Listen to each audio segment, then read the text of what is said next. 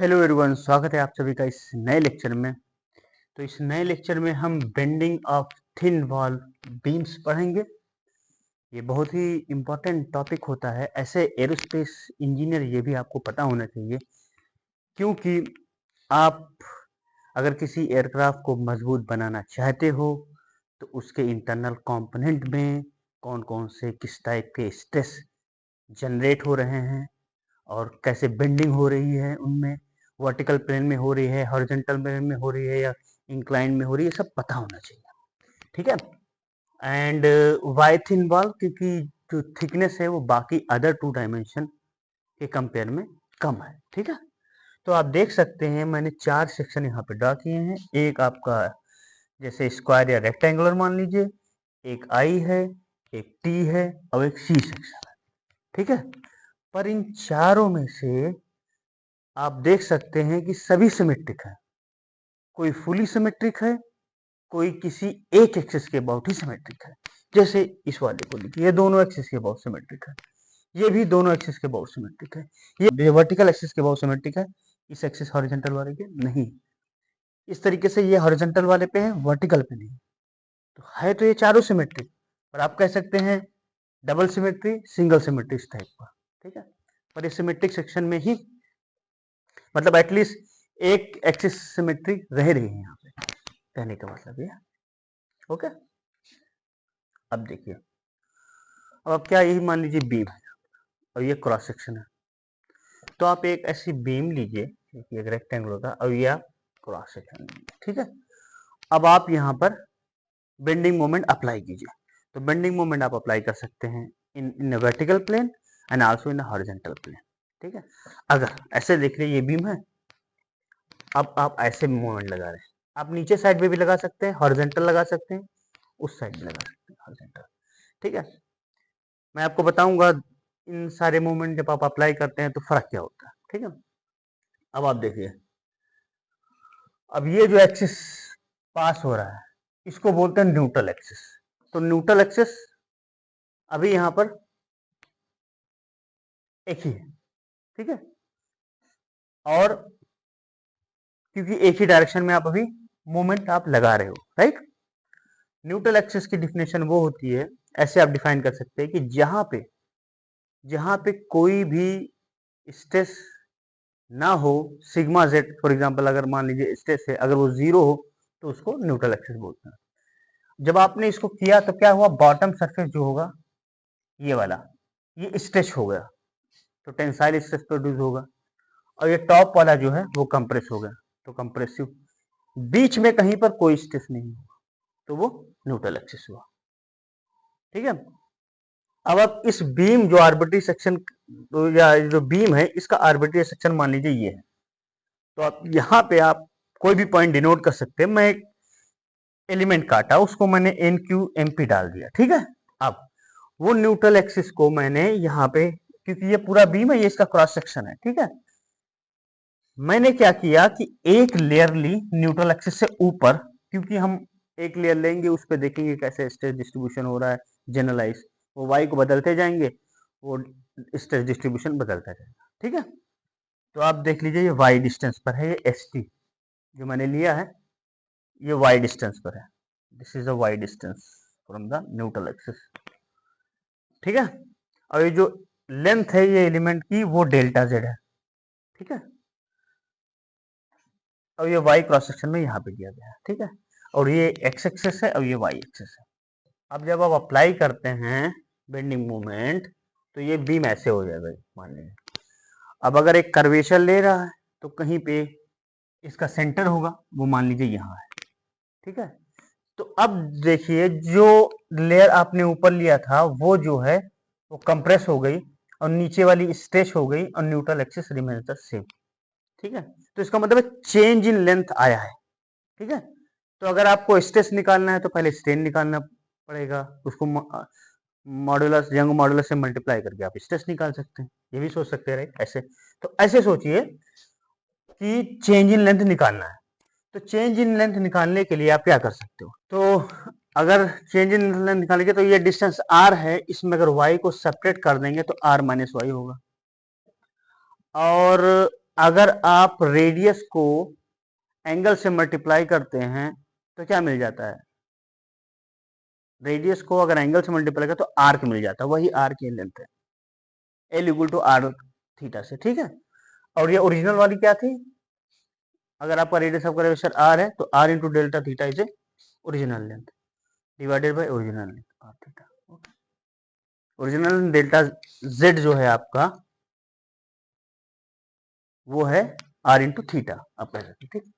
अब देखो, अब यहां से आर डेल्टा थीटा कैंसिल हो जाएगा, एंड डेल्टा थीटा ऊपर आएगा माइनस वाई डेल्टा थीटा, नीचे आएगा आर डेल्टा थीटा कैंसिल हो जाएगा तो माइनस वाई बाय आर आएगा, ठीक है। अब ये क्वेश्चन, अब देखिए नेगेटिव साइन क्या डिनोट करता है? नेगेटिव साइड डिनोट करता है कि जब आप ऊपर साइड जा रहे हैं तो आप कंप्रेशन हो रहा है। अगर आप बेंडिंग मोमेंट इस ऐसे अप्लाई करते हैं तो ये वाई पॉजिटिव हो जाता है, ठीक है। अब आप क्या करेंगे? अब आप जो सिग्मा जेड निकालेंगे उसमें यंग मॉडुलस का स्ट्रेन से मल्टीप्लाई करेंगे, जो कि ये आया है, और ये क्वेश्चन नंबर 2 बना लेंगे, ठीक है। अब यहाँ पर नेट लोड जो है वो 0 है, तो stress into area is 0, straightforward आप लिख सकते हैं, ठीक है। तो आप वही सिग्मा जेड की वैल्यू पुट कर दीजिए, तो सिग्मा जेड के minus E Y by R D A equal to 0, तो आप लिख सकते हैं, क्योंकि ई कांस्टेंट आर कांस्टेंट आप बाहर निकाल लीजिए, तो integral Y D A equal to 0 आप लिख सकते हैं, ठीक है। अगर आपको मोमेंट लिखना है तो क्या करेंगे? Force into distance, right. तो sigma Z into D is a force, आप स्मॉल एलिमेंटल एरिया लिए हुए हैं, अगर आप इंटीग्रेट कर देंगे तो टोटल फोर्स आ जाएगा into distance will be the, because wiring distance क्या है? वाई है, राइट। सो वाई से मल्टीप्लाई कर दिया। अब सिग्मा जेड की वैल्यू रखिए, ई बाई आर बाहर निकाल लीजिए, एक वाई अंदर रहेगा, एक वाई ये है, तो Y into Y Y square हो जाएगा एन डी ए। अब ये वाई स्क्वायर डी ए आपका मोमेंट ऑफ इनर्शिया होता है, right. S square D A Y square D A integral X square D A is what? I Y Y integral Y square D A is I X X and integral ixy dA is ixy, product of inertia. Okay, so m equal to minus e by r into I, ठीक है।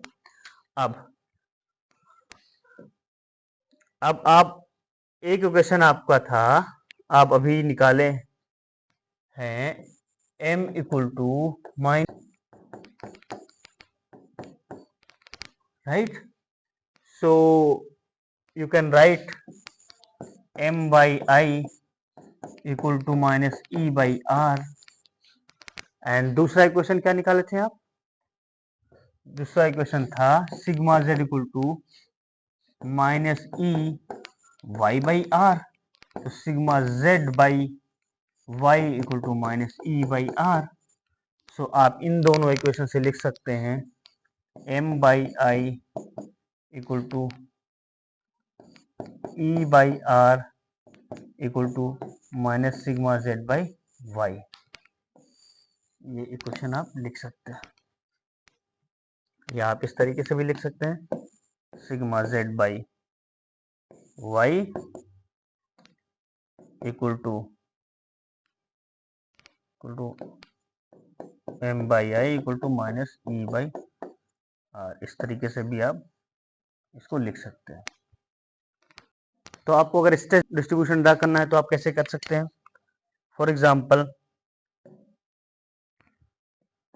आपका expression क्या है? M Y by I, यहाँ अगर आप लिखेंगे तो एम एक्स होगा या आई एक्स होगा, ठीक है। अब इस केस को कंसीडर करते हैं।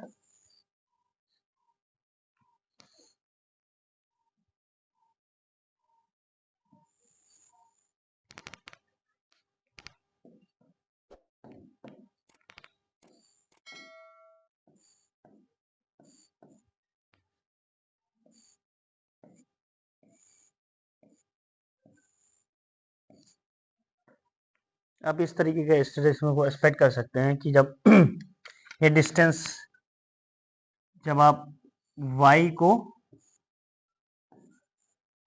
ऊपर साइड के लेके जा रहे हैं, y को नीचे साइड लेके जा रहे हैं, ठीक है।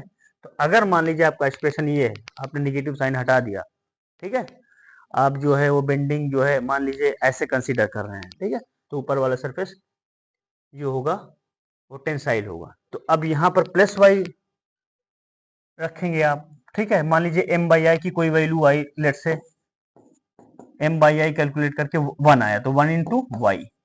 सो अगर ये डिस्टेंस मान लीजिए y जो मैक्स डिस्टेंस है वो 100 है, तो सिग्मा जेड क्या होगा, 100 न्यूटन पर मीटर स्क्वायर।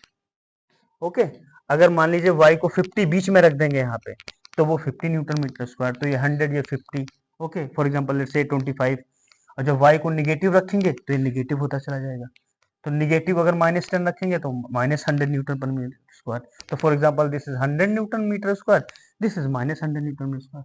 मैक्स ये भी है, मैक्स ये भी है, ये टेंसाइल है, ये कंप्रेसिव है। तो आप इस तरीके से स्ट्रेस को डिस्ट्रीब्यूशन को ड्रा कर सकते हैं, ठीक है। तो वो डिपेंड करता है कि एम आप किस मैग्नीट्यूड का अप्लाई कर रहे हैं, वर्टिकल प्लेन पे अप्लाई कर रहे हैं कि हॉरिजॉन्टल प्लेन पे अप्लाई कर रहे हैं या इंक्लाइन पे अप्लाई कर रहे हैं, ठीक है। हम अगले लेक्चर में मिलते हैं। Thank you so much.